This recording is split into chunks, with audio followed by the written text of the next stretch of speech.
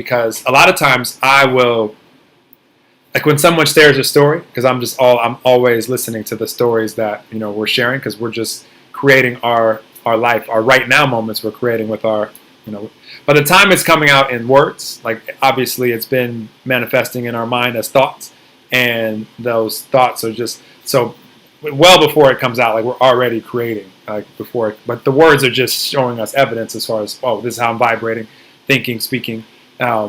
So a lot of times when people will share stories with me, like I'll hear it and immediately like I want to affirm something different with them right then. So you're really good at like allowing more hooks to come out. I asked Britt when she first told me that, I was like, do you write that? Do you write down a list? I was like, do you write this down? Because for me, it's like I wanted like, let's work on this one. Let's talk about this one. So that was useful for me, for sure. Just allowing people to share. How long do you let it last? Like if they can't speak like an hour of this, you could deal with. I can. That's taken a lot of patience on my part, because again, I'm all fire, so I'm just like, let's get in and let's get it done. But sometimes, especially in what the world is showing us now, and our ascension as a whole collective, is things aren't always what they seem. So sometimes what's happening isn't really the point, isn't really, we miss something. So like the virus is something a lot more complex and a lot more deep, and it's what we call a critical event that happens in humanity that shakes us and jolts us and pushes people into their awakening. So sometimes that thing where you say, I want to address that, you just said something and I want to address it, it's not actually really the core. And so if you allow someone to continue for a little bit, and you can give them a time, like you can be like, all right, so for the first 15-20 minutes, like just describe to me, why you came and why you want to share space, why you want to know about your astrology chart, why you want to go into inner child healing or trauma work. And you can give them a time, and that's your own boundary. But if you're trying to hit every single point that someone's sharing and you think that that's it, it may not be it. Because again, we're seeing reality from our own viewpoint. So when you have to be careful. If you don't take yourself out of it, the reason why that highlighted so much to you, what you think is a hook, is because it's your own shit. So it highlights for you because it's a hook, because you can resonate. But it may not be what they as an individual, what their core foundational trauma and what they need to address is, if that makes sense. Mm-hmm. Absolutely. I love affirming for anybody that is brought, because I say I have an agreement with the universe that anyone that is brought into my path, like I'm ready to share the things that I've become consciously aware of that could uplift them on their journey. And it happens like all sorts of places. Like I could be leaving my place to go to the gym, and the universe knows to bring two humans that I'm very social. Like I will speak to people. If you catch my attention, like I'll talk to you. Like I've just always been this way. And like we'll bring someone right crossing paths where if they would have came 10 seconds earlier or later, like we wouldn't have seen each other. And so I'll speak, and then all of a sudden they tell me that they just got to Miami. They just finished a book on the plane about law of attraction, and it was blowing their mind. They didn't know what it was. They just first book that they'd ever read on the subject.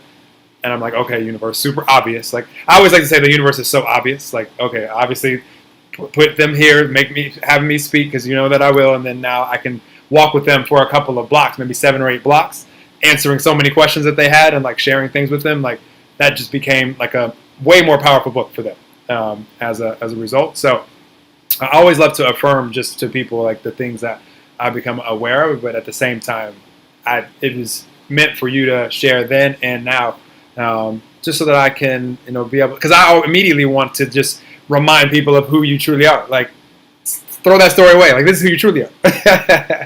But at the same time, like it's just people are where they are on their journey. And for me, it's just every opportunity that I get to affirm someone, like the love energy that I get to connect with, to share with someone, whatever it is, like if they're experiencing anything, like it just, I feel so much love for that person because I'm just witnessing another expression of me. And like I know who I truly am, but didn't always. And so many depressing times, during that, like it was such a roller coaster ride of life before this light bulb had come back on for me. So I'm receiving what you're sharing, and it's going to help me evolve my listening journey, because I just want to hey, this is who you truly are. Stop it. But we can never rob someone of where they need to sit within or where they're at too. And I'm just as much an optimist as you. We'll talk a little bit later too about your own personal chart, but you're just all Libra and Sagittarius. So that will be temporary. I'm gonna mute myself. You keep going. You won't hear that. Go ahead. So basically, that's just what you have going on. But yeah, what I've learned just from working with all different types of people and getting confident to do so as well. I'm an evidence-based space holder, and I have certifications within birth work, but I'm not medically licensed of any kind, But I just put in the time and I've studied myself, and I only speak from what I've experienced. So if someone's experiencing something I have not in a way in their life, I'll immediately tell them that, But I know that personally I had to be in a 10-year-long relationship in my own victimhood and suffering and martyrdom. I know that I needed to manifest illness. I know these things, and I know that they took as long as they needed to. So if I'm trying to, with my newly awakened consciousness, optimism, like, I know what you can be, come on, like, jump on the Ascension train with me, then they're hearing me, and they get really excited, but they're not embodying it. And if you can't embody it, then change will not occur. Because you can tell someone all day what they should do, but until they've hit their rock bottom, until they've hit that point, they're not going to make any changes. And I think all of us in here, a lot of people listening to this will feel that. And so that became really clear to me over time, and just the number of people working with them, and just so many different types of people. So, yeah. Absolutely. So true. I like to poke fun at myself, and I think it makes people, it humanizes me a lot, but I think it gives people a lot of like excitement, because I've witnessed, like I've been connecting with so many people over the last many years, tens of thousands of you guys out there, and I've started to meet so many people that their journey of light bulb on, like realizing there was more going on to what I'm experiencing them as. I was like, wow, like I've talked to people like this year that 6 months ago didn't even know the things that they were sharing. Like, it sounds like, so that just shows that the actual human age that we are right now really doesn't have much to do with it as far as like the evolution of our soul. So that's just great to remember. And I remind myself of that, because I'll be talking to someone and they'll be like 21. I'll be like, what? Like, I didn't know even a fraction of like consciously to speak about this at 21 or 22 or 23. But it took me a full, like, almost decade to really be able to integrate, like, the things that I learned at, 24, 25, like, before I could actually apply it to where I saw significant changes in how I was vibrating moment by moment, day by day. Like, it was like almost, I like to describe it as I had all the answers to the test of life, but I couldn't apply it just because I hadn't actually done some additional things that were needed, like meditation, like starting my day there and starting to pay attention to my energy and unlocking some blind spots, traumas, things that I didn't even realize were affecting my present moment energy. And so I feel like I hit a rock bottom, but it still took me like another 7 years before I was able to integrate. So like, it's very interesting. Like when I finally had the light bulb come fully on, I guess I was moving towards the rock bottom, but it's super interesting. Like, we're all just on a different journey, and I have love and compassion for where we all are. And you said you were going to read my astrology chart. You guys couldn't hear that whole time that you were speaking, Britt. The alarm was going off in the back. So the people on Facebook that I was streaming, they're like, "What is going?" Because they can hear everything that's in the room. So you guys can hear that. But you said you had my chart. You said you were gonna go into astrology I didn't know this. This sounds fun. Yeah, I mean, it just makes sense that you're so much Libra and Sagittarius, and you're so much air. So, of course, communication and evolving through that and connecting people. And yeah, I feel like in the blueprint of what our astrology shows, this is an ancient technology, and civilizations have been using it for a very, very long time. But it got flipped a little bit to be more so, not legit, and that had a lot to do with organized religion and fear-based tactics. But we're coming back around because, of course, a lot of people know about the Jupiter-Saturn conjunction that's happening on winter solstice on December 21st, and people are talking a lot about that. And even just in an astronomy way, not so much metaphysical, but just that Jupiter and Saturn are going to be, connected, but they're also parallel. So they're going to look like they're right on top of each other. And so it's sort of, for the religious world, they're saying, it's the Bethlehem star. So again, whatever is comfortable for us and our perception, but no matter what, we're beginning a new age, the new age of Aquarius, and Saturn and Jupiter moving into Aquarius. And so the last time this happened, Jupiter and Saturn conjunct, that was 1999. It was in Taurus. So it's 20 years, every 20 years that it happens. And the last and it's starting a whole 200-year cycle, because it's leaving earth signs and it's moving into air signs. And so this is all about technological advances, innovation, community, connection, building, coming back to this idea and concept that we are all one. And so a lot of individuals like yourself and myself, when we look in the chart, we can see how we're building those foundations to create that, to awaken people. But we can't do that if we're coming from our own ego, if we're coming from our own projections, if we haven't done our work enough to be able to tell the difference. Because, and a lot of people that are speakers, a lot of people who do this work, we can feel when we leave that resistance or that like nervousness or, not knowing what to say, and we go into a channeling place. And so we're like pulling in this higher knowledge, higher wisdom. We're just not second guessing our own power. And everyone has the same power to be able to tap into. But you feel it. And how we remember this is by groups like this, physical and virtual. The Age of Aquarius is about technology. So it's how we are all connecting in the world this way as well. And finding sort of these soul cluster people. So we're essentially finding what our vibration is. We're finding our mirrors. We're tapping back into that knowing that we're all connected. And the world isn't going to shit and collapsing. It's actually coming together and evolving. But old systems have to break down. And that's what's happening.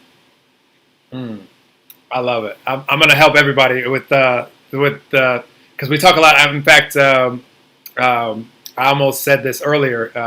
Deanna, you're on here with us. So when you were sharing the book and you were like, this book is channeled. And I think there's a lot of like misunderstanding, not by you, Deanna, but just in general as far as what channeling is. And all of us are channeling at all moments. But it's just, what channel are you channeling from? And so if we think of like old school, like radio, some of you guys are maybe out there too young to remember this, but there was a time where you actually had to tune the radio to the specific station that you wanted to listen to. And if you wanted to listen to hip hop or R&B or whatever channel it was, the channels that I was going to when I was a youngster, you couldn't just choose any channel and be like, play hip hop and R&B. You had to actually tune the dial so that you can allow that channel to flow out that type of sound. And so same thing with us. Like if we just are mindful of where we're channeling from. So when I'm speaking, like my intention with these conversations is to empower the audience and to be empowered by the awesome humans that I'm connecting with, like Britt. And so from that energy, oh my gosh, like when you know that you're in a place of empowerment or passion or excitement or joy or anything that just feels really good. And momentum will take us up to where we're just trying to label these energies with human words. It doesn't matter to me what words I choose to use, because what I promise you I won't be using is any Spanish words or like Chinese words or any of the other languages, because that's just not in my capacity. I don't have that consciously to flow out. So my mind is just going to give me whatever words that match the frequency that I'm in, the channel that I'm on, but they're going to be empowering words if I'm on the empowerment channel.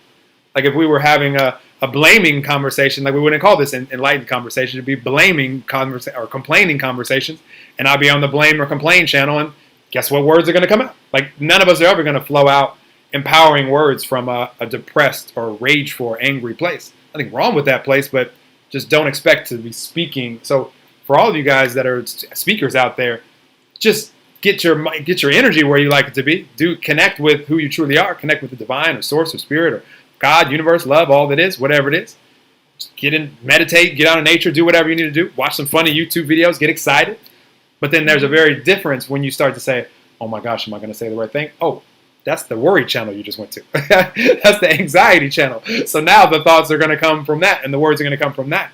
So just know that if you're on the channel where you're feeling good, just say whatever. I don't care what I say. Doesn't matter to me. I could care less, because it's going to be in that frequency. So if you're in the audience and you're wanting to play in these frequencies, you're going to receive. If you're in the audience and you're like upset with life and you're like, what are these two humans so happy about? Like, what are they even talking about? Like this one's talking about astrology and these places coming together every 20 years. Yeah. They're not we can't receive from that place. So now if we were complaining and being judgmental and that, they would be all into it. Like, yeah, you're right. So just being mindful of where our vibration is and being able to trust it and just have fun with it from there. Yeah, and you saw that through 2020 really being highlighted and shown, because the spotlight on the mass level of victimhood, the mass level of anger and fear was highlighted, whether it be the division with race, whether it be, the fear of an illness coming and killing everyone you love. It's so much, again, that's just the manifestation. But what is at the core?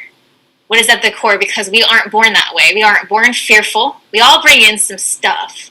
But innately, we are not fearful. We are not racist. We are not judgmental. None of those things. So what is the core? And so for people like myself, that's what we listen for. Where individuals don't feel shamed. And then we try to break down astrology in a way that it can be digested and empowerment. But there's duality here. So within every sign, there is the polar opposite. There's the shadow. And no matter what, everything is love. And it's not about all love and light. No, there's shadow because we've created it. It exists. And I'm fully aware of that, of my own self and the people I work with. The shadow exists. The darkness exists because it's just the fragmentation of the opposition, which is just love and light and God and the universe, whatever you want to call it.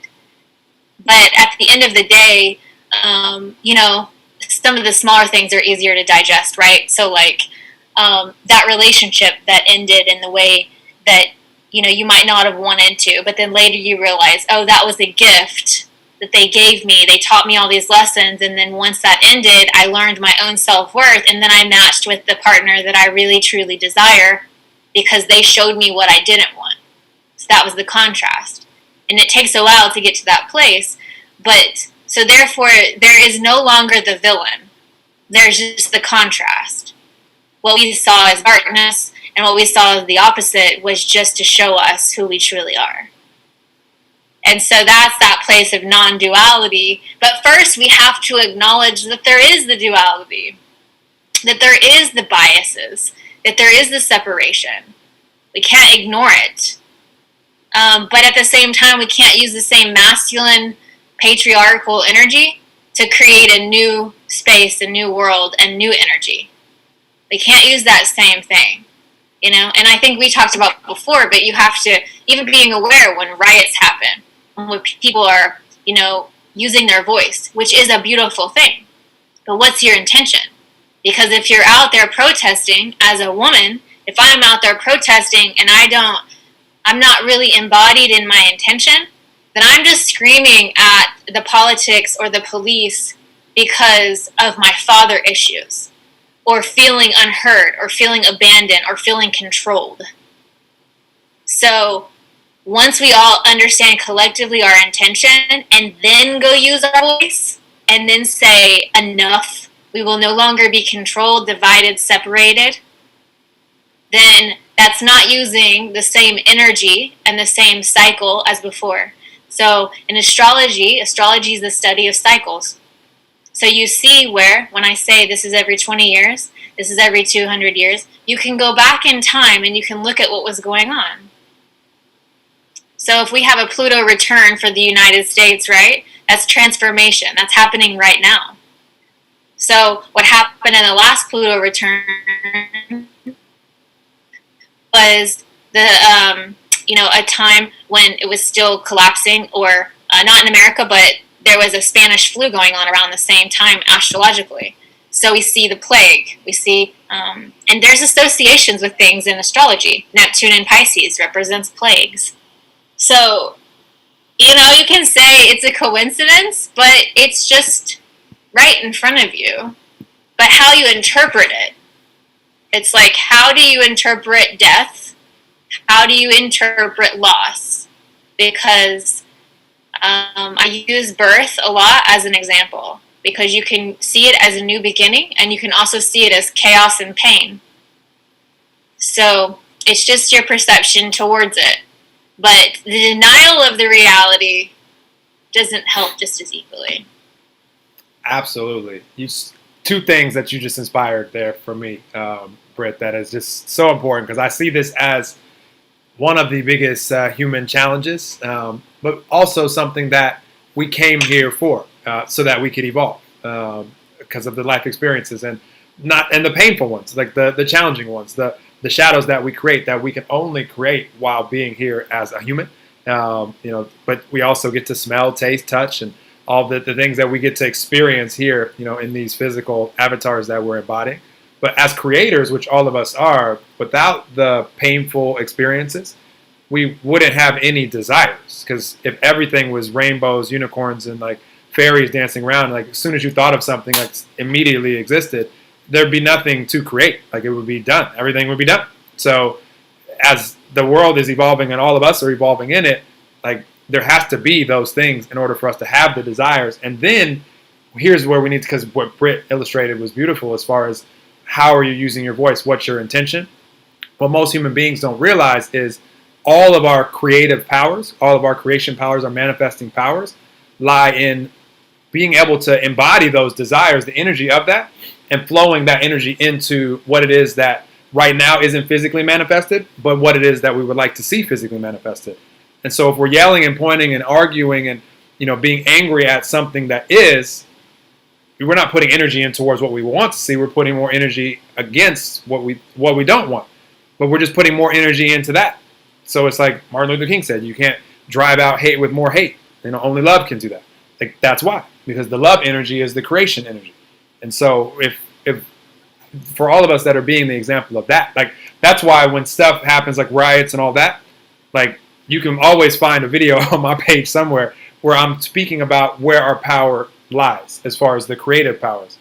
And I'm so excited for more of us to consciously know that on this planet, because like we all see the things like in the macro that we want to see evolve, and that sparks very powerful desires.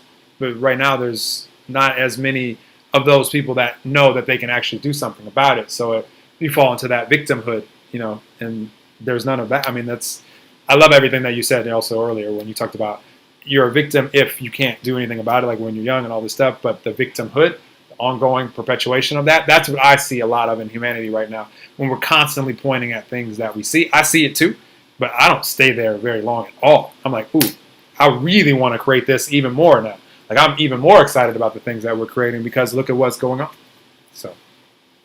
Yeah, it's a perceptual choice, and we all have to make it, and we all have to choose to do our own work to shift that, or we're going to stay in the same cycle. So we get to see that in the astrology for the collective, because we don't ever know how it's going to unfold, but we know that the probability of certain uprises and shifts and things happening is very high.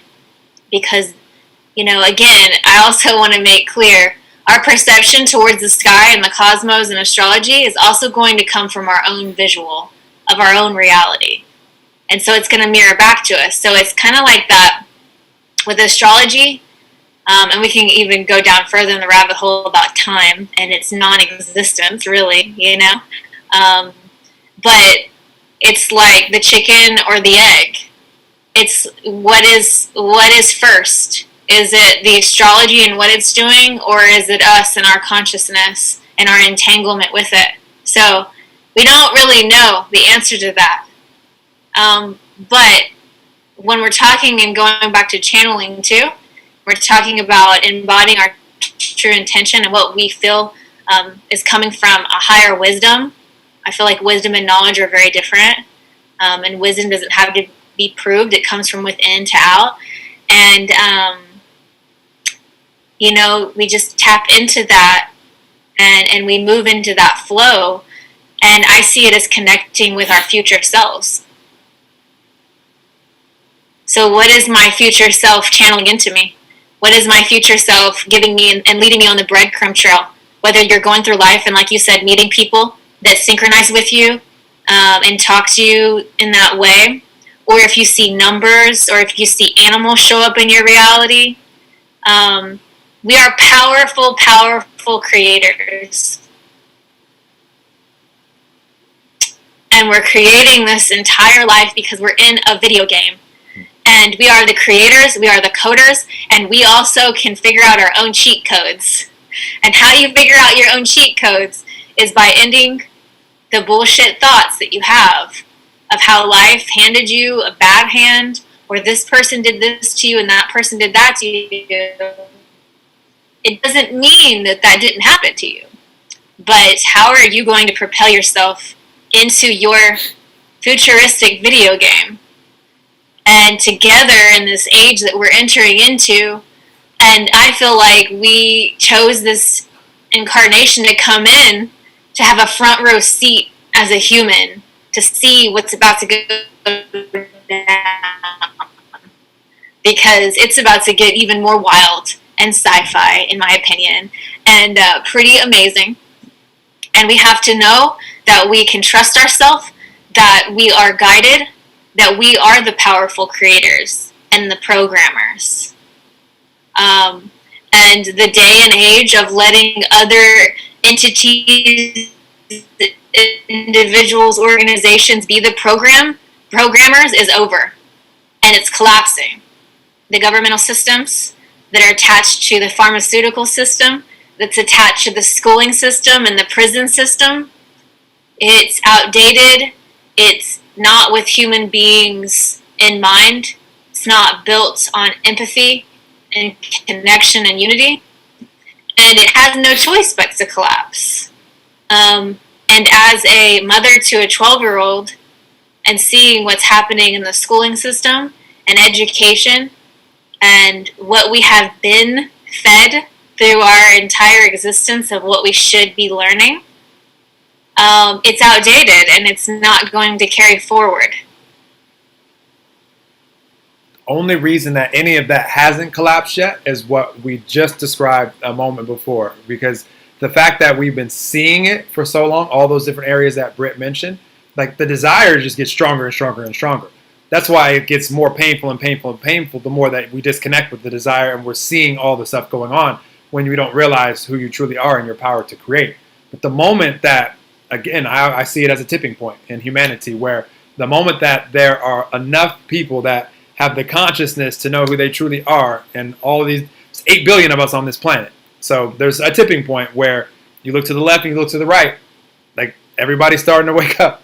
And so then it's now those desires, instead of just putting all of that energy that's built up towards what already is manifested and already exists and pushing against it, if that's what we're talking about when it comes to programming, keep showing them the news every single day, same story, keep their attention on what is, keep their attention on what is.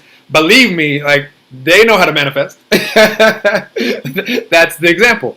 But Absolutely. They also know that right now you don't know how to manifest, so you're focusing on, it's like, follow this,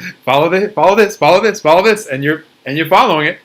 But all your power is taken when you're following that, versus, nope, this is what I want to see. And then the more of us that just focus on that, like, it becomes very easy. Look what we're able to do. Like, it fascinates me. I have no idea. Maybe you guys do. I have no idea how this Zoom technology works. Like, I don't know how we can have, like, snap our fingers and somebody can just pop on here right now from Africa and then pop on here from Asia. I have no idea. I don't need to know that.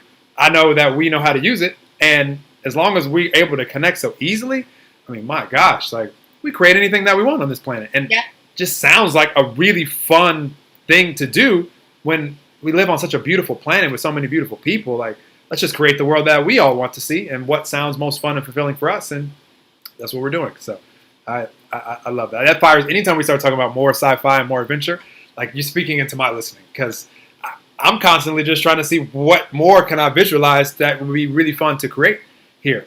And that's what's cool about connecting, having conversations like these, because it expands all of our consciousness to where you meet someone and they've had a vision for something that they want to see. Like, dang, I never even thought of that. That's awesome. Now let's help you do that so that we can all experience that. Let's do that together. So I love it. I love it. I love it. And when I talk about those hooks that I feel and see with individuals, it's, it's emotional trauma, essentially. And we think about the big things, but there are little things as well. Emotional trauma that I can remember, and a smaller thing wasn't, a bigger thing was my dad. A smaller thing was, being shamed by a teacher in 6th grade, that I was just not very smart, and that I probably just, needed to go to alternative classes. And so there's that emotional trauma of when you have somebody projecting onto you. And so when we see those hooks, what I see is the best possible timeline for right then, because we're having in the quantum field, and I'm obsessed with, like, quantum mechanics and quantum just energy, and in the quantum field, that's where all our manifestations are, etc., timelines, where we want to go. And when I hear people speak out that story, and I see it can be a closed door, I see it project off into another timeline. So that timeline is just a choice, You go into that restaurant instead of that one. But what if there is a variation of you that goes into the one you didn't choose? So there are just all these things happening at once. But there's one that you truly desire that maybe we are keeping ourselves from. And when we get to a place where we realize, oh, I've been the one keeping myself from my highest evolution and timeline, then first we get through the uncomfortable part of that, but then we move into the empowering part. Because when we start to see, and we have these non-confirming experiences, non-confirming means that an experience you might have had in a relationship where someone abandoned you or treated you wrong, and then you get into one where they're saying, I'm showing up for you, I'm not leaving you, I'm not abandoning you. And then it confirms that you're not in that same timeline or cycle. So we can, you hear quantum leaping or timeline jumping now. I think that it's starting to get more popular. And essentially that's what that means, is you own your story, you let it go, and you jump to a new you by different choices every single day. So being woke or being conscious, whatever the hell you want to, it is a lot of work. It is daily work, because I myself, as a space holder, I'm like constantly doing the work. And I still make choices that I know that will be more difficult because it's comfortable. But I have the awareness that I'm making the choice, which makes it more uncomfortable. And so then when you know, you can't not know. So when someone's sitting with me, I'm like, I'm about to tell you something that you can never not know. Do you give me permission to do that? Because I always get permission. I always ask, can I share what I just heard, or can I share my perspective? But once you say it, they'll never not know of what they just did to themselves in the story they just told. My favorite part of all of it. This is my plan all along. When anybody's brought into my path, I know this is what makes it so worth it. Because even if that seed that I plant doesn't take root and harvest today, it might not. That seed has been planted, and you can never unknow what I just shared with you. Like, that will pop up again. Like, the universe will bring that back into your experience when you're ready for it again. And be like, that Noel human told me that like 5 years ago. Yes. That gives me so much joy to be able to plant those seeds. And I've gotten better at the asking permission part. I used to give lots of unsolicited advice, and I learned that didn't always go over very well with humans. But at the same time, my intention was to uplift them, but I've gotten better at asking for permission over the years as well. This is awesome, Britt. We could talk like forever about anything, any topic we could choose to talk about. I'm gonna look here in the question just to see if there's specific things that you guys are. Just lots of beautiful appreciation from all of you guys here. Okay, if you guys have a question, put it in the chat. Say question. Put like an asterisk and say question next to it, so I could decipher which is questions and which is just beautiful energy, because you guys are sharing lots of both. So Britt, what direction do we want? Hey, I don't know how much time you have to play with me today. So we've already been playing for an hour, but I want to just make sure that anything that you're like, this would be something that would be so impactful for anyone listening to this now or coming, in the coming days, weeks, months, years, could experience. Anything that you want to hit on that you feel like would be impactful. You've been doing it the whole time, so. I would say that diving into realms that make us a little bit uncomfortable and doing our own work will help ease the fear of what's to come, of the external. And again, too, talking about timelines, being distracted into what I call sort of like false timelines, which are sometimes what the media and what putting your attention over here is doing. So in order to have this more unified collective earth we want, it's just perceptional, It's not like overnight there's going to be this utopia. It's going to take this lifetime, maybe even more, but you're going to see it differently. And so for women that I work with, it's a lot of embodying your sexuality, which is creative life force energy, and it's womb work. Because in that space, it's been suppressed for a very long time. It's where we put a lot of our trauma. And whether you still have a physical womb in there or not, the energy is still in that space. And so beginning with that is hugely important. But when we do feel fear in the months to come and the way it's unfolding, number one, know that there's no normal to go back to. It's never going to go back. So we have to let that go. We have to move on. And it will shift, especially these whole, wearing masks and just sort of some of the things, the technical things, that will shift. But this was to open our eyes. And then how we do that is we find these technologies that feel right to us. Whether that be you having your chart read or human design, or whatever it is that you're being called to, let yourself be pulled to that. Whatever it is. But I would just say right now, drinking a lot of water that's alive with vitality and energy in it, being in the sun as much as possible, and turning the damn news off. There is nothing on there that you need to see, because that is its own timeline, that is its own reality. And so it's okay to be informed of the things that are going on in that reality, but it's like, how much do you want to play in it? How much do you want to be a part of it? And what do you want to be creating in that realm of your own reality? Again, your own video game. While we're paradoxically all working together in one.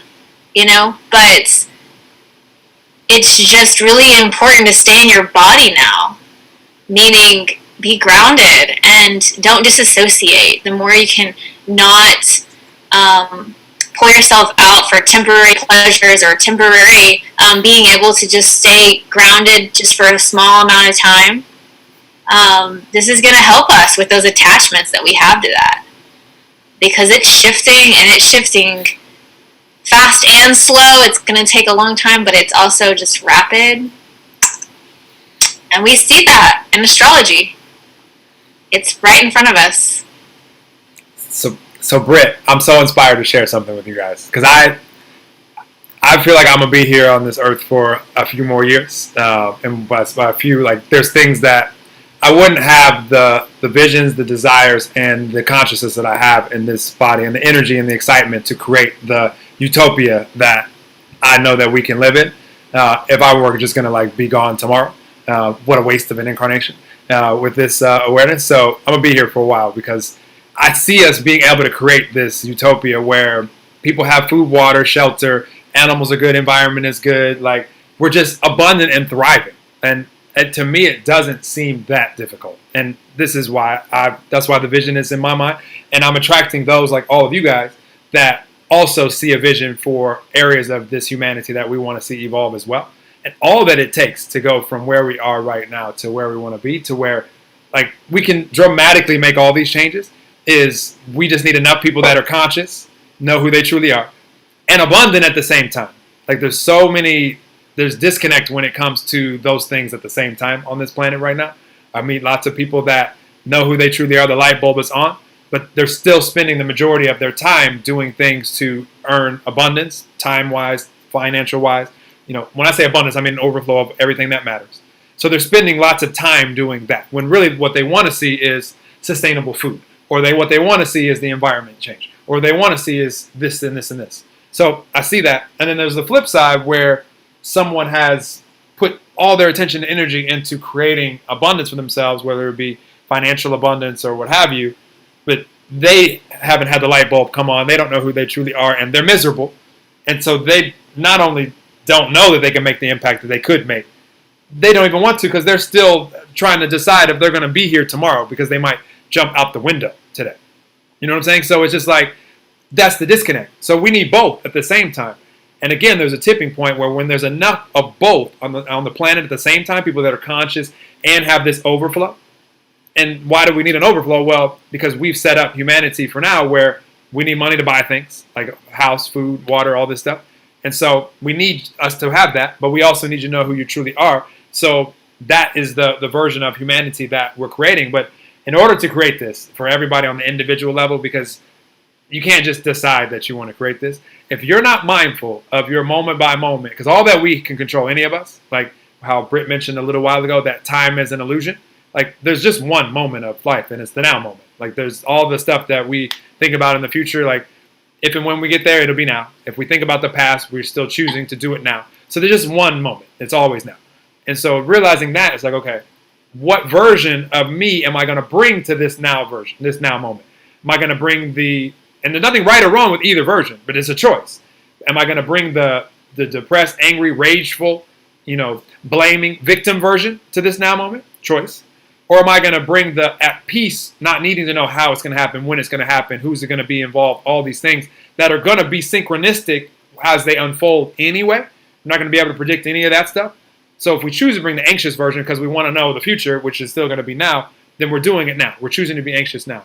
But if we choose to be at peace, then what happens is all of a sudden you can ask questions like, how can we create the planet that we want to see? How can we live in this utopia? And then from that place of peace, not needing to know the answer to be happy, just being able to be happy to be in the video game. Or the analogy I like to use is, this is a movie. We're all the stars. However, we're co-starring with all 7.7 billion other humans. And the movie can look however we want it to look on the screen. But if you think that you're going to control the whole plot, as far as who's going to show up in your movie, what they're going to say, what they're going to do, good luck with that. How's that working out? None of us get to. This isn't Hollywood. You don't get the script from page that you're on to the whole. You don't get to script out the whole movie. And would you even want to? It'd be so boring if you knew like all the days that we're going to lead from here. Like, I like the adventure of life.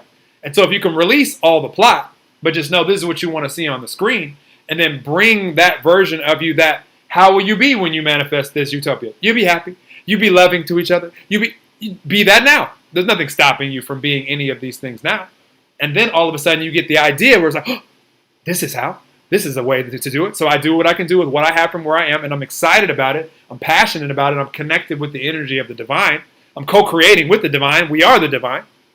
And then we can make all the changes that we want to see, and it doesn't have to take any longer than it takes for us to attract people to us that want to create that as well. But the way that we're wired as humans is we all want to see the eradication of poverty and animals taken care of and the environment taken care of, kids uplifted. We all want to see this, but we just don't know yet that we can. And I'm here to tell you that we can and that we are. And as long as I'm breathing, that's what we're going to do.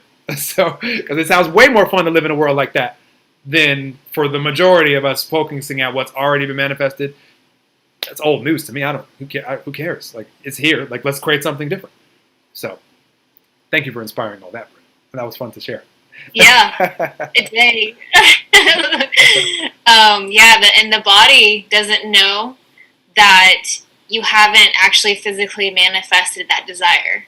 So like you're saying, if you're happy before you're happy, if you're tapped into that frequency of the utopia before it arrives, we don't know the difference. The body doesn't know the difference. It's just the perception. So that's what's shifting the planet, is our perception to what we see as what utopia is.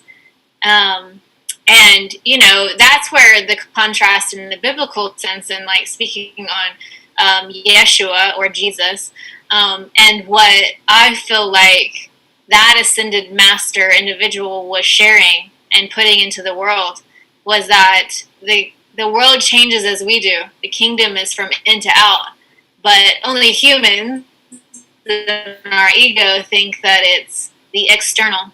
That's the last 200 years we've been living in, is more of the earth sign. It's more of the what we call the Piscean age.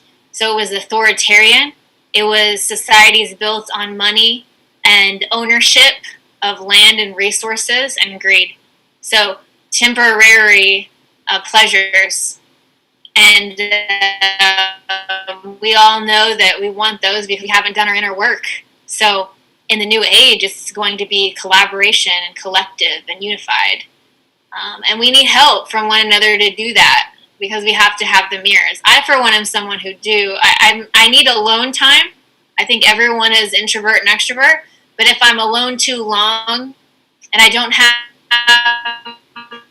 that mirror and someone to bounce off of, I'm like, oh my God, there's only so long I can have these conversations with myself and like talk to myself, which I do a lot.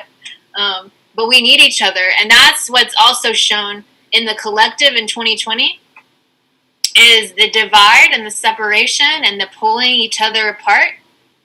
That is not how human beings survive and thrive, is to be isolated and quarantined. And we are social creatures. We're very primal that way. And so we are all tapping more towards that and back into that. And so that being said, when somebody is triggering you, again, in the now moment, pay attention to the information you're receiving, because, it's just giving you the tools and the awareness of yourself of why that is. Because it's not even going to be highlighted in your reality if it doesn't trigger you. So that's another thing I would say that we're all working on now. We all have been in 2020. And I feel that more people as a collective are awakened at one time. And that's why we're going to start seeing things happen quicker and faster, is that collective unity, that unity consciousness.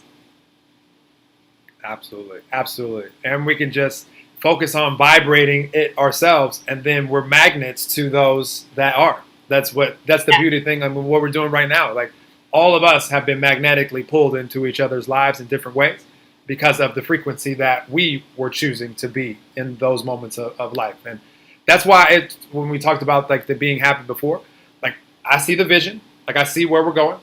And at the same time, I didn't need any specific human or humans to show up before I could be happy about it. Like I'm just happy about it. And then I'm excited for the human and the humans that will show up that are in alignment with the vision and have a vision of their own, and then we can go create that. Like when we get to that point, and we all can whenever we choose to, where we really don't need the manifestation. It's just something that is going to be another exciting part of our journey.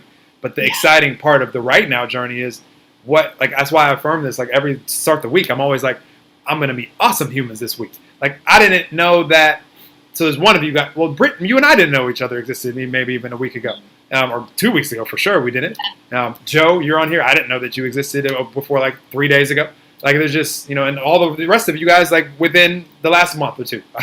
We didn't know each other existed, and so. But I affirm that I'm going to be awesome humans, and that we're going to be, who knows where the journey's going to go, like what we're going to create. Like it just, to me, that's the fun of life, the adventure of it. And that until I could get to the point where I could release the manifestation in order to be happy, because for years I was I'll be happy when human. Like if you even notice yourself saying that, just be mindful of it. Don't beat yourself up for it, but you're automatically right there. You're casting your happiness into some future non-existent date that really doesn't exist, because even when you get there, it'll be now, and you'll probably still be saying, until you become mindful of this, I'll be happy when. You just always cast it into the future, push it further away from you, and I did that for years. So, and we are programmed to do that. And again, like the way I feel is two things. I'm going to learn something new every day because it's the age of technology, and there's no excuse. And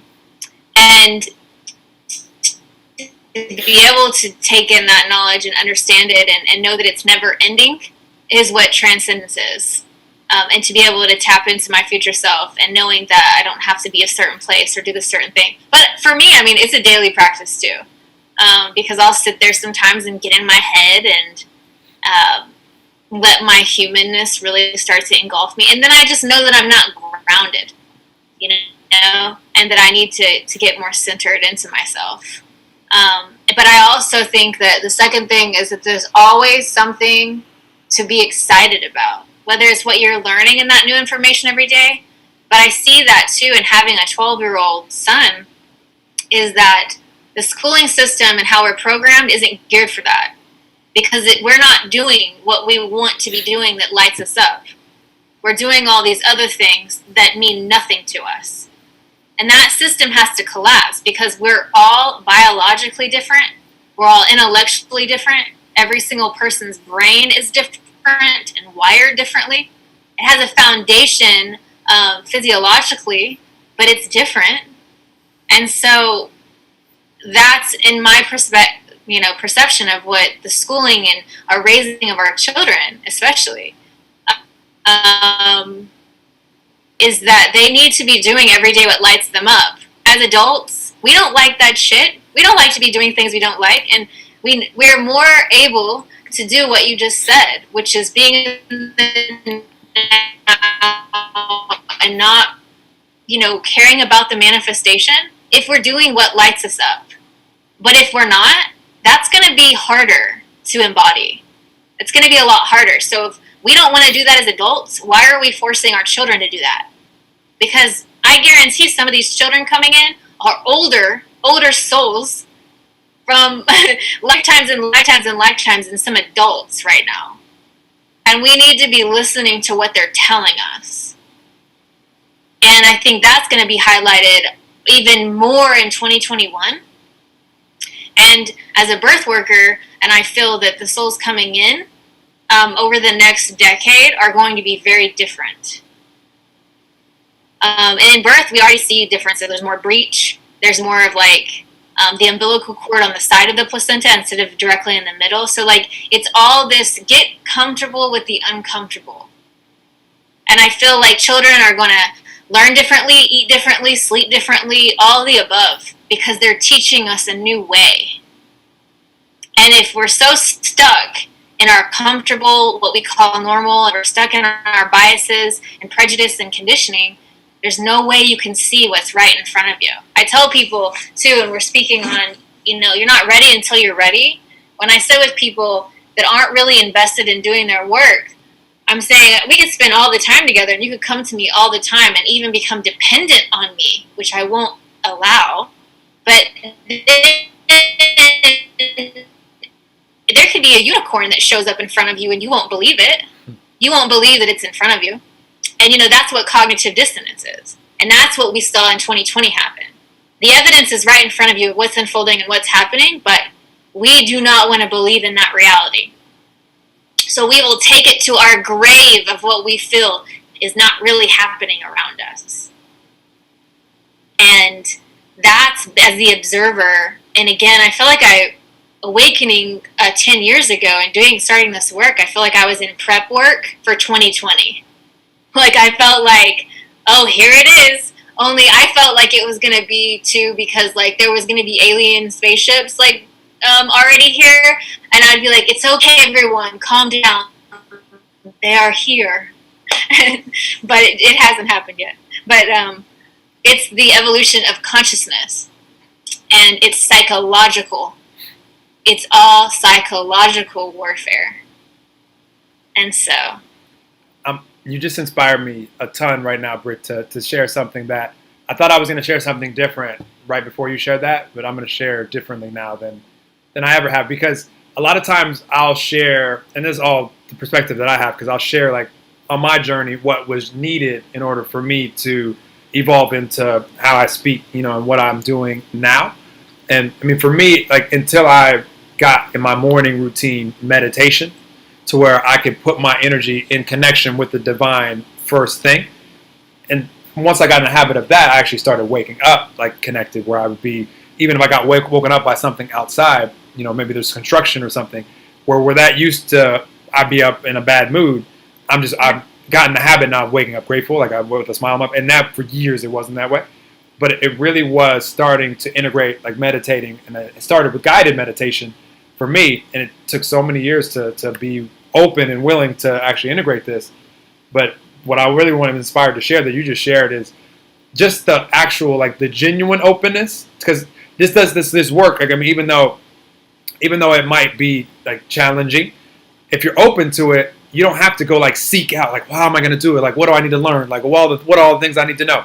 It's not like that. That's not how the journey needs to be. It's just the openness, and what is it that will allow me to evolve on my journey that will be most useful for me where I am right now? Just that simple question, or question like it, and now being open. Now when you all of a sudden have a chance to be on a talk like this, or I was sharing this with some of the group earlier today, how someone has the desire and they're like, okay, I really want to see this evolve. All of a sudden, synchronistically, someone invites them to something to see a way that is like, you get super inspired, like, wow, that can manifest my desire. But then our silly humanness kicks in and is like, can it really work? Can I really be successful in that? Can this really happen? The worry and the anxiety and like limiting beliefs kick in. And now it's just like, you have the desire, you attracted even the manifestation, like you're on the path, but then you sabotage it for yourself. It's okay. Like it'll come back around. But it's just like, so just being open and like really being ready to receive whatever it is, and then taking that inspired action and going down that path. For me, it was meditating and needing to do that. And I started paying attention to my present moment energy. That became the most important thing in my life. Like when people ask me what's most important, it's very simple. What's my energy, vibration, frequency, mood? All synonyms, here and now. Only thing I can control, only thing that exists, and everything else goes from there. It reflects out from that. My thoughts, words, actions, results, synchronicities of people, places, circumstances that show up, all stemming from that present moment vibration. It's like, wait, that's all that I have to control? Okay, easier said than done. Because I have all these habits. By the time I realized this, I was way over 30. And so I was thinking 70,000 thoughts per day. And most of them were being critical of what I was seeing in the external. This isn't this way for me. This is that way for them. Like I'm on social media comparing and doing the things that we do. Oh, they're living this way. I thought I would be living this way by the time I was like 20, 21. Like it was a gift and a curse. Like having a dream, and more than a dream for me, thinking I was going to play professional sports. Like I already had the whole lifestyle planned out. Parents, you guys would be retired by the time I'm like 19, 20 tops. It's just like this. And then when it didn't happen and my whole life was attached to the external, there's a lot of pain in that, because I just didn't, I didn't know. So my advice to everybody out there, just if you truly are ready to be open, really be open, and then just be excited for whatever is going to show up. If you're hearing these words spoken by Britt and I right now, this is a part of that openness. So especially if you're listening this far in, you're really open. So I'm excited for you, and it'll be a forever thing for all of us. Yeah, it's a forever practice. just like grief and just like healing. But life isn't all about healing. We didn't come here just to obsess about what we need to heal, because we came here to eat the good food and have the good sex and be naked outside as much as possible. Mm. And enjoy the beauty of Mother Earth, you know? And yeah, like you said, just having the concept idea and feeling the worthiness of it when the trail appears, you know, when the rabbit hole appears, you have to take the action step to go. So I had to take the action step after you messaged me to message you back and be like, yeah, I'm going to do this. But if I was like, who do I think I am? I can't even like play in that field. You know, I don't know what I'll say on the chat, like all these things. That's where we self-sabotage. So I'm a full believer in faking it till you make it, not with authenticity, because that's one of my like number one virtues and values is authenticity. But I mean like getting up and speaking or getting on a call, and it might be your first time, but nobody would ever know it because you bring that energy in like, I got this, I've done this. But again, that takes, you know, work. And again, with the vibration, if we don't feel we're worthy enough to play in that realm or that energy or those people, or, you know, it's like going to a space with a lot of successful people, then we're going to sabotage it in some way.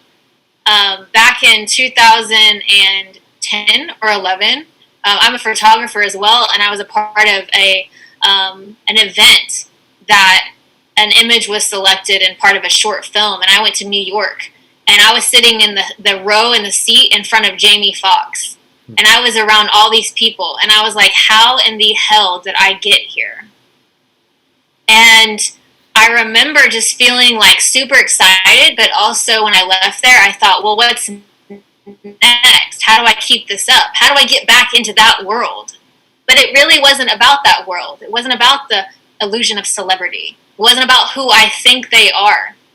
It was about my own empowerment to play in any realm, in any field, in any energy that I want to, because I'm the creator of my video game. But it wasn't until the last few years, so fast forwarding it, you know, 8, 9 years, that I really realized that. So if we're not ready to play in that field, we will sabotage it. So again, we have to, like you're saying, we have to embody the feeling, embody the worthiness and the knowing before it arrives. It's like the relationship we want. If we're not ready for it, we'll sabotage it in any way possible that we can. And in your chart, we can see that. We can see that you can have pulled that from lifetimes before. We can see that that's part of your family dynamic. Even something that you shared with me, and I looked in your chart, and your 5th house is Aquarius, which is about children and creativity. And Aquarius is about unity and connectiveness and quantity and mass, and that has to do with children, and that has to do with sharing consciousness. So literal children or literal or figurative children? It's literal, and it's inner child, and it's in our inner child creativity and all of the above. 5th house. So that's the revolutionary and you know, the type of individual you are in that realm, which is mass, quantity, and unity. So I'm like, yeah. Okay, I'm gonna share something with you guys. You guys are gonna be like, Noelle, you guys are ridiculous, or you're ridiculous. So my mom, when I told her this, she was like, where did I get you from? So that's why I said literal or figurative. So I haven't like born any children like here, like me. But when I was in college, did I tell you this, Britt? I don't think I did. Did I tell you this? Oh, that's why you're laughing already. I'll tell the rest of you guys this. So, like, I didn't have any money in school. Like, I was trying to buy the next, you know, smartphone or whatever. Smartphones weren't out yet, but trying to buy I had the first color phone, by the way, in America that I know of. Like, I ordered it from China, used my scholarship money to do it, and some of this money as well. So I donated sperm because I was like, they were like, you're a college athlete and, you know, have good, nice hair and you're mixed. Like, well, we want. So they gave me like $200 per specimen, and I had to agree to be with them for a year. And I was like, I'm rich. I can make $600. You could go. You had to let 48 hours pass before like you could go back. So I could go 3 times a week. So $600 a week for a 19-year-old. I was like, I'm rich. Like, this is awesome. And so yeah, but they have a form that you fill out and that says, can the kids know who you are when they turn 18? I was like, yeah, tell them. Before that, you could tell them when they're 5. Whenever they want to know who I am, please give them my cell phone. And so that's been a really exciting part of my life, like for all this time, because I haven't chosen to have any kids of my own. I think it would be awesome to see little ones, from birth. I'm just not ready to give time and attention into that. Like, I'm doing what I'm doing. But at the same time, like, I know I'm going to get some calls here soon where I'm going to fly them to wherever I am in the world, be like, come hang out. Like, and they're going to be like, you're my dad.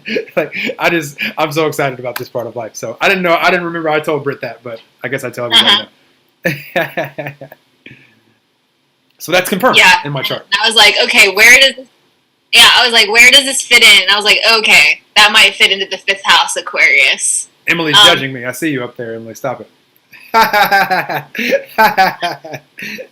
And then 4th house of family for you, too, is Capricorn. So that makes a lot of sense, too. Very structured, very organized, very, career-oriented in that realm. And also your family life teaching you that. So a very career-oriented, diplomatic, kind of authoritarian parent, maybe even, that helped steer you into direction of discipline and structure, etc. But the 4th and 5th house, that has to do with a lot of family or children. So yeah, we can, again, now I don't do shadow work or trauma healing with anyone without looking at their chart. I used to do it like separate, and then I was like, no, can't do that. No way. So it's all a tool. And now I don't know a ton about human design, but I know a little bit, and I always look up their human design as well. And so even speaking about our future and our children and the children coming in or the ones we're raising right now, being able to look at a chart and look at their human design and seeing how they intake information, outtake information, output, how they function. I'm a generator. I'm a 2-4 profile. I'm a generator. Yeah, and I'm a triple split quad right, which is like 10% of the population. So I've actually found support groups on Facebook of like quad rights. But so yeah, when we look at that, we look where a child or an individual, but their authority is. Like, I'm a person who, a generator likes yes or no. Do you want to go here or there? Yes, no. I mean, that's, so it's how you function. And the same in astrology. It's how are you functioning? Where are we moving into? What is this, plot? We all have a plot. And it's written right in front of us. And that's the blueprint of your chart. So super interesting. Britt, we could talk about so many things in so many directions and like forever. But I'm gonna to be continued our conversation into a part 2 and let you what's birthday? What are you doing for the rest of your birthday today? What are you up to? I'm just gonna go eat lunch with my kid, and I actually have a session with someone that I do every Thursday, and her birthday was the 2nd, so we're gonna celebrate tonight. I don't really know. So pretty chill. It's not like your, early 20s and those birthdays. There's beauty in all. I can't remember very well. I know, right? There's still a patch of grass that hasn't forgiven me in San Diego from too much. Noelle, here's a birthday shot, and I've always been the human that I will, because I like to be in control of all of the things that are going on. As far as like how I'm representing myself, but yeah, the obligatory birthday shots are treacherous. Be careful out there about those. Well, this is awesome. Like, I really appreciate you, and I'm excited to collaborate more. We're gonna, absolutely. As we're all evolving, we'll choose some like specific topics, and we'll go deep, do some workshops, and like the stuff that you're sharing, and just knowing that the journey is for everyone, for all of us. Like, the next time that we speak, like, even if it's a day from now, we'll evolve more, and there'll be other things that we want to throw into the conversation. So, absolutely. Well, thank you. Yeah, no, I appreciate you and all of you guys that are tuned in here live with your energy. I appreciate all of you as well. Britt, you're invited also. On Monday, we're having and everybody that hears these words that are watching the streaming anywhere live, it's actually streaming on YouTube right now too. I clicked one button and it went all sorts of places. But we're going to have a vision, just like a vision party where like people are going to really be able to get in tune with like what their vision is for their lives, for humanity, whatever they allow themselves to do. But you're going to be with lots of people from different parts of the world that will take your vision and really invest into it, like really care about it just as much as you do. And it's just so much easier to manifest these visions when we're doing it together. You know, not everybody on their own individual island. Like 7.7 billion islands out there. Like doesn't sound fun at all. And we aren't able to get much done. And we can look around and see, see the results of what we see right now of that. So everybody is invited to that. That's going to be super early in the morning because the humans in the UK is the ones that set this up. So I was like, yeah, I'll come participate for sure. 8 in the morning, huh? All right. So sorry, Californians, you guys have to get up before sunrise to participate. But everybody's invited. Just DM anybody that you know on this stream, and we'll invite you. So thank you guys for tuning in. Share this with someone. If it's on one of the streams, it'll be there for 24 hours, and then the audio will come out on Spotify and iTunes. Give it some time. It'll come out in perfect timing. And then the video will be permanently inside of Universal Abundance Community to uplift consciousness there. And just excited for the journey that we're all on together. And so much fun being alive in 2020. Like it is. It is. What sci-fi part of the movie is going to happen next? Like who's going to create some technology? Like I'm waiting for somebody to show us all how to consciously like teleport to where I could just pop over to Australia. Like I know it's possible.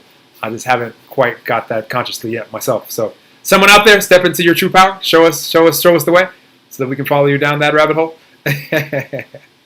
So thank you, Britt. I appreciate you and appreciate all of you guys. I'm going to stop the stream and then we can say bye to each other officially. All right. Stop. I hesitate. I'm not going to just stop.